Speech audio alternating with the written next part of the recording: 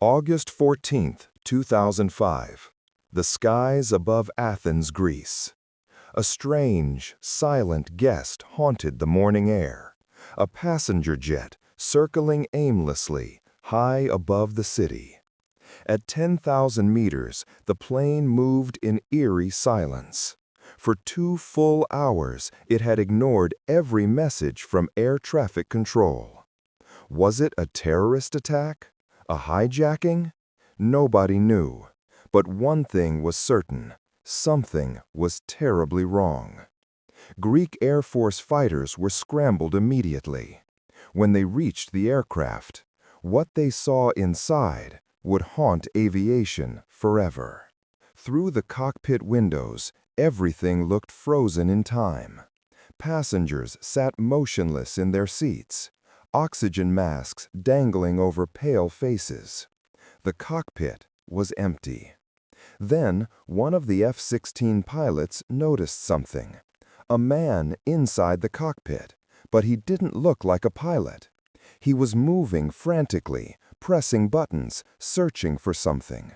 Moments later, the aircraft suddenly tilted to one side and began to descend rapidly. Within minutes, Helios Flight 522 crashed into the mountains north of Athens. All 121 passengers and crew perished instantly. But what really happened inside that plane? Why was everyone unconscious? And who was that mysterious man seen in the cockpit moments before the crash? That morning, Helios Airways Flight 522 had taken off from Larnaca, Cyprus, bound for Prague, Czech Republic, with a short stop in Athens. Most of the passengers were vacationers returning home from their summer holidays. The captain was 59 years old, an experienced pilot with over 17,000 flight hours. The first officer, 51 years old, had 7,500 hours in the air. Both were seasoned, but their relationship was tense. Reports later showed that the first officer had complained about the captain's strict and intimidating behavior. And although the airline was aware of these issues, no major action had been taken. The first officer's training record also revealed another problem. He often struggled with checklist procedures, a small detail that would later prove fatal. The aircraft, a Boeing 737, 7 years old, took off smoothly into the summer sky. As it climbed past 12,000 feet, a strange alarm went off in the cockpit. It was the takeoff configuration warning, a sound that should only be heard on the ground. The pilots were confused. Why was it ringing in mid-air? The captain radioed the airline's operations center, reporting that the ventilation cooling lights were off and asking where the circuit breakers were located. The ground engineer replied that those lights were supposed to be off, and the breakers were behind the captain's seat. But as the engineer listened, something felt off. He suddenly remembered that he had personally checked the plane's pressurization system the night before. So he asked, "Captain, is your pressurization mode selector set to auto or manual?" The captain didn't answer. Instead, he repeated his earlier question about the circuit breakers. At that very moment, inside the cabin, oxygen masks began dropping from the ceiling. Passengers started to panic. Moments later, radio contact with Helios Flight 522 was lost forever.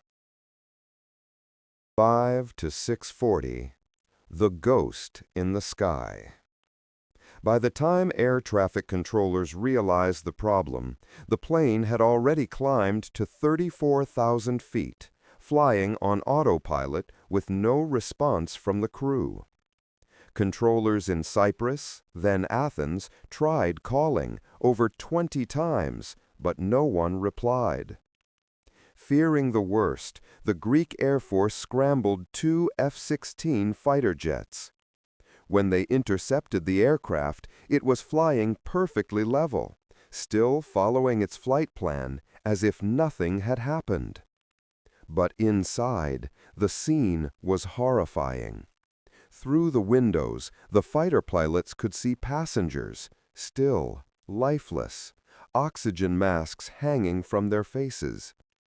The captain's seat was empty.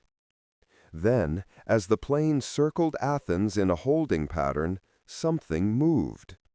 A man entered the cockpit, wearing a light blue shirt and black vest. He sat down, put on the captain's headset, and waved at the F-16 pilots. That man was Andreas Prodomo, a flight attendant who also held a commercial pilot's license. Seconds later, one of the engines failed. The plane banked sharply left. Fuel was running out. The second engine stopped. And at 9 a.m., Helios Flight 522 plunged into a hillside, killing everyone aboard. Investigators soon uncovered the terrifying truth. The night before the flight, maintenance engineers had performed a pressurization leak test. During the test, they had turned the pressurization mode from auto to manual, but forgot to switch it back. The next morning, the pilots failed to notice this during their pre-flight checks. As the plane climbed, cabin pressure dropped dangerously low, starving everyone of oxygen. Within minutes, the pilots suffered hypoxia, a condition where the brain is deprived of oxygen, leading to confusion, disorientation, and finally, unconsciousness. They misinterpreted the alarm, thinking it was a takeoff configuration warning, and focused on the wrong checklist. While they were distracted, the cabin pressure continued to fall, and one by one, everyone on board blacked out. Andreas Prodomo, the flight attendant seen in the cockpit, survived longer because he used a portable oxygen tank. He entered the cockpit, trying desperately to save the plane. The cockpit voice recorder revealed that he attempted to make a mayday call, but in his confusion, he forgot to press the transmit button. With the engines failing and no fuel left, there was nothing more he could do. When investigators examined the wreckage, they found 3 used oxygen cylinders, suggesting that Andreas and 2 other crew members remained conscious longer than everyone else. But even if he had somehow landed the aircraft, none of the passengers would have survived. Hypoxia causes irreversible brain damage after prolonged exposure. The tragedy of Helios Flight 522 changed aviation forever. New training programs were introduced. Boeing redesigned several warning systems to make them more distinct. And every pilot since then has been taught one crucial lesson. Sometimes a single forgotten switch can take 121 lives. Today, the world remembers Helios Flight 522 as the ghost plane, a haunting reminder that even the smallest human mistake can echo forever in the skies.